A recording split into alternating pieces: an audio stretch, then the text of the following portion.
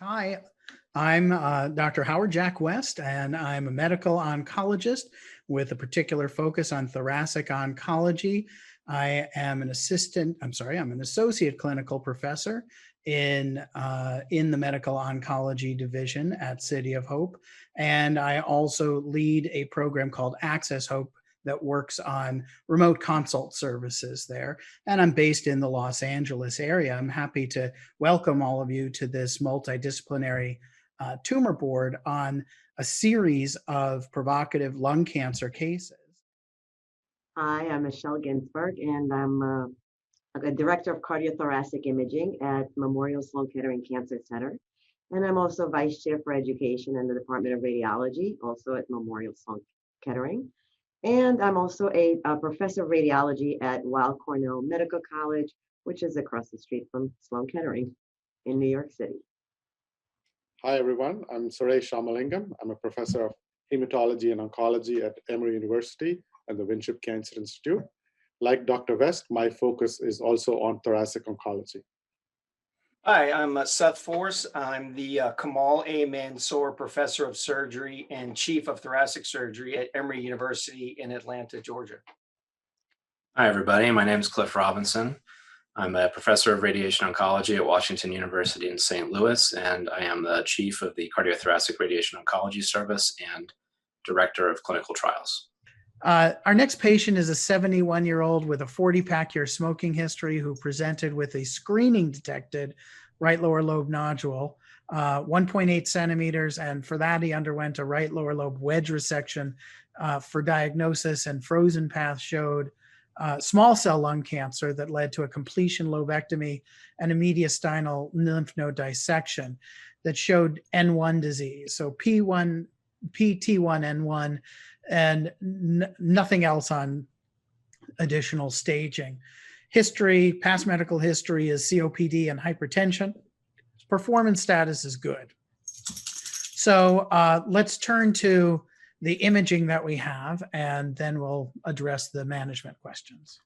So the initial CT from May demonstrates the right lower lobe nodule, which measured about 0.5 cm on a screening detected study. This was subsequently followed up with a 6-month follow-up CT, which showed that this nodule has now increased and measures 1.8 cm and is peripheral, adjacent to the pleura. There were no enlarged lymph nodes on CT, but we use just a measurement of 1 centimeter in short axis as a cutoff. So certainly small nodes that are not enlarged on CT could still have metastatic disease, which in this case turned out to be the case, that an N1 lymph node was positive, but not detected as enlarged on CT. We have the diagnostic workup here. We had preoperative testing shown there, a wedge resection, and then 1.8 centimeter small cell.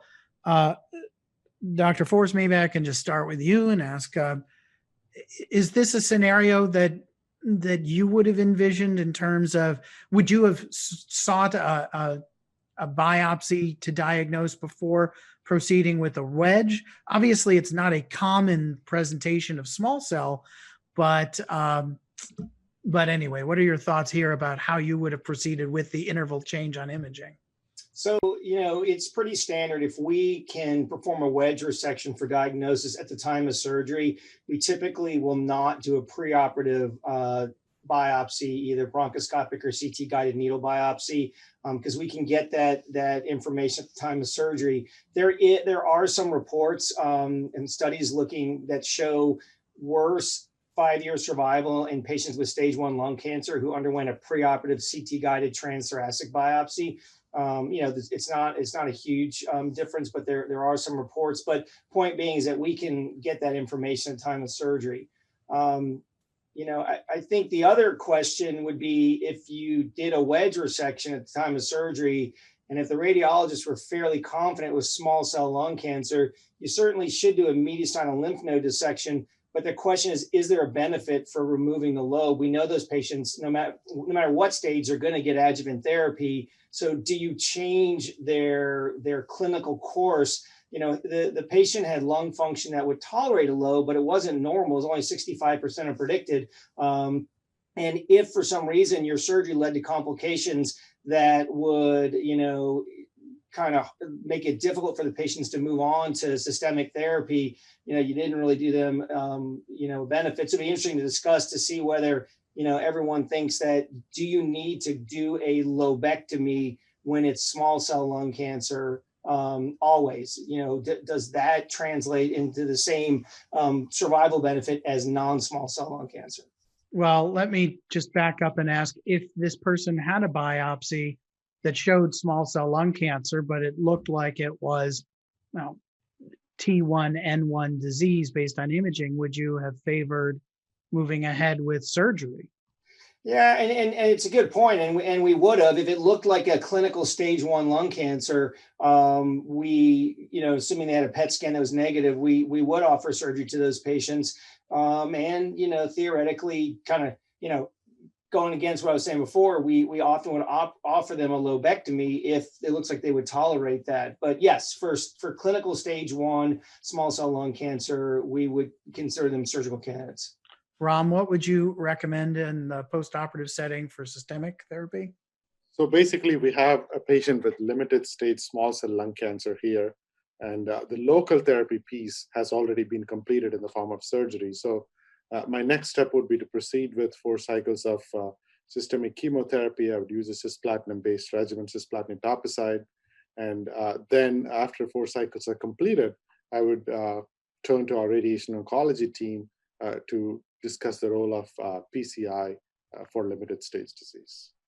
So there's 2 potential questions here on radiation. One is they're asking about the role of radiation to the chest, and Ram has already spoken to local therapy being completed. Do you agree, Dr. Robinson? And also PCI in this, prophylactic cranial irradiation after surgery, and how would you sequence that relative to chemo?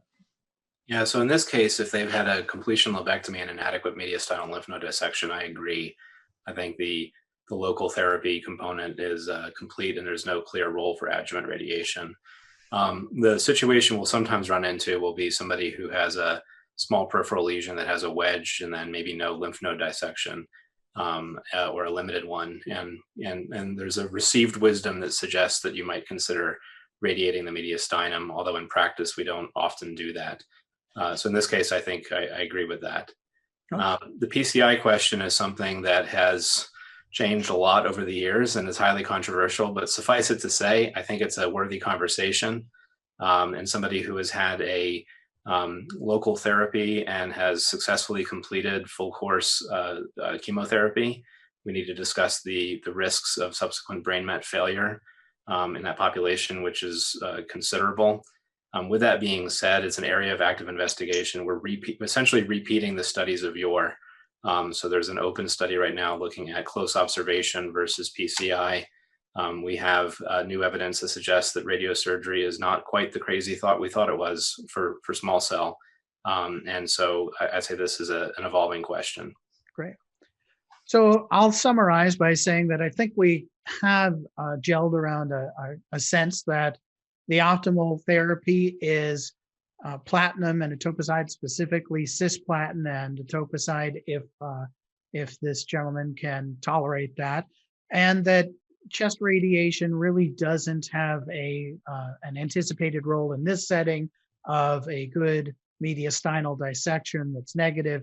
He has had an appropriate local therapy already. In terms of the additional potential role of prophylactic cranial irradiation, it's a debatable question that is worthy of a good conversation with the radiation oncologist. It's something that has evolved over time, and we are still debating this and, in fact, doing studies on this. But it's enough to certainly offer it and talk about it, but not consider it a mandate. And that, I would say, is our recommended treatment plan for him.